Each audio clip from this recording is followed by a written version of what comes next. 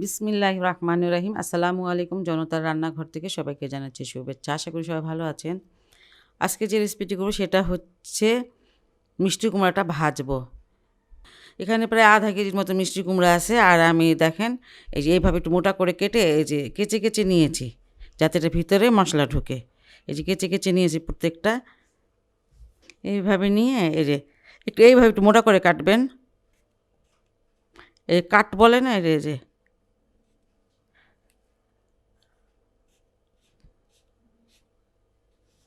এইভাবে একটু একটু মানে কেচে কেচে নেবেন, তাহলে কি মশলাটা এর ভিতরে ঢুকে যাবে।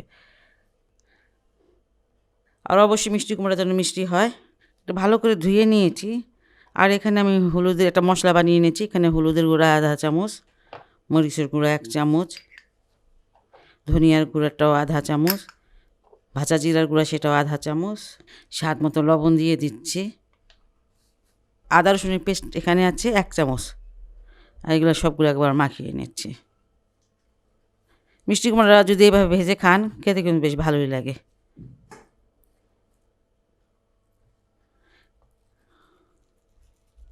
এভাবে মাখিয়ে মাখিয়ে এক সাইডে রেখে দিচ্ছি। এই যে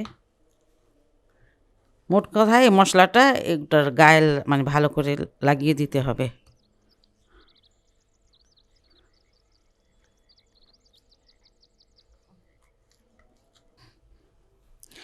আমি খুব সুন্দর করে প্রত্যেকটা মিষ্টি কুমড়ার পিসের মধ্যে আমি ভালো করে মশলাটা মাখিয়ে নিয়েছি। আর এটা এখন এক সাইডে রেখে দিচ্ছি। 5 মিনিট একটু রাখবো, তারপর এটা ভাজতে চলে যাব। মিষ্টি কুমড়াগুলো আমি ভাজতে চলে আসলাম। ফ্রাই প্যানে কিছুটা তেল দিয়েছি, তেলটা গরম হয়ে গেছে। খুব মানে জোরে আঁচ দিয়ে ভাজবেন না, তাহলে কিন্তু পুড়ে যাবে, কিন্তু সিদ্ধ হবে না। আর যখন মশলাটা আমি মাখালাম, আপনারা দেখলেন আমি কিন্তু কোনো পানি দিইনি। পানি দিবেন না, পানি দিলে এত সুন্দরভাবে কোট হয় না। কারণ মিষ্টি কুমড়া ধোয়া থাকে, ভিজা ভিজা থাকে। আর আপনি যখন একটু মশলাটা মাখাবেন, তখন দেখা যাবে যে লবণ দিয়েছেন, একটু পানি বের হয়ে যায়। আমি একটু ঢেকে দিব, যাতে মিষ্টি কুমড়াগুলো সিদ্ধ হয় ভালোভাবে। একটা সাইড প্রায় আমি 5 থেকে 6 মিনিট ভেজে নিলাম। আর এটা এখন আমি উল্টিয়ে দিচ্ছি।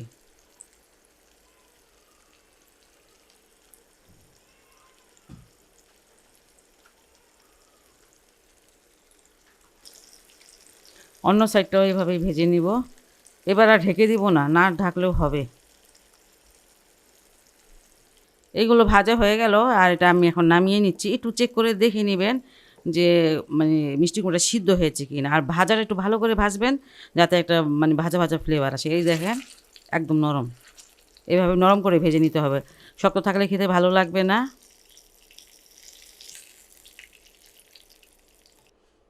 এখানে আমি 5টা শুকনো মরিচ নিয়েছি। মরিচগুলো ধুয়ে তারপর মুছে নিয়েছি।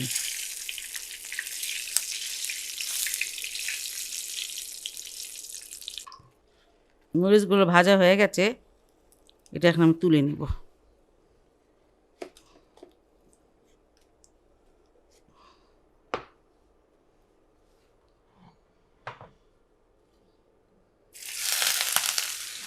এই যে আমি যে ইগুলো মাখিয়েছিলাম না মিষ্টি কুমড়াগুলো, সেটার মশলা কিন্তু কিছুটা আছে, সেটা আমি ফেলে দিই নেই।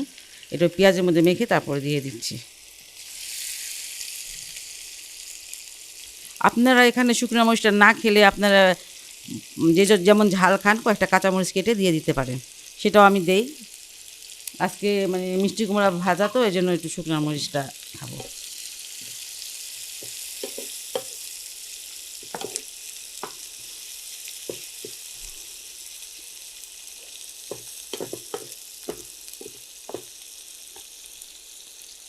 পেঁয়াজে তো লবণ দেওয়া হয় না, তাই না? একটু পেঁয়াজে লবণ দিয়ে দিব।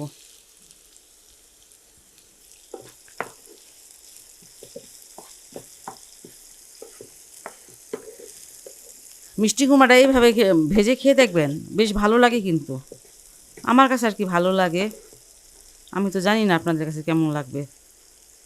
আশা করি ভালোই লাগবে। যারা মিষ্টি কুমড়াটা খান, অনেকে একদম খেতে চান না মিষ্টি কুমড়া।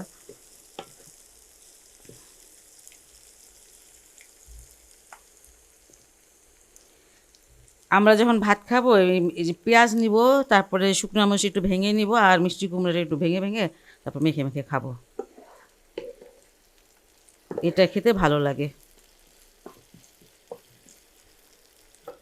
পেঁয়াজটা ভাজা হয়ে গেছে, একদম মচমচা করে পেঁয়াজটা ভাজবো না, একটু যাতে ভিজা ভিজা থাকে এই ধরনের করে ভাজবো।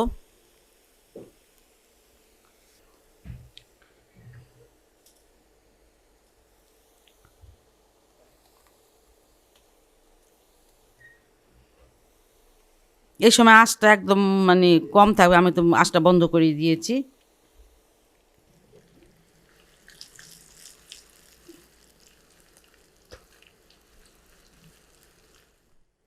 খুব সহজ এবং খুব মজাদার একটি রেসিপি, আপনারা বাসায় এটা অবশ্যই অবশ্যই ট্রাই করতে পারেন। আর যদি আমার এই রেসিপিটা আপনাদের ভালো লাগে তাহলে অবশ্যই আমার চ্যানেলকে লাইক কমেন্ট সাবস্ক্রাইব করবেন। সবাই ভালো থাকুন, সুস্থ থাকুন, নিরাপদে থাকুন, সবসময় এই দোয়াটা করি। আল্লাহ হাফেজ।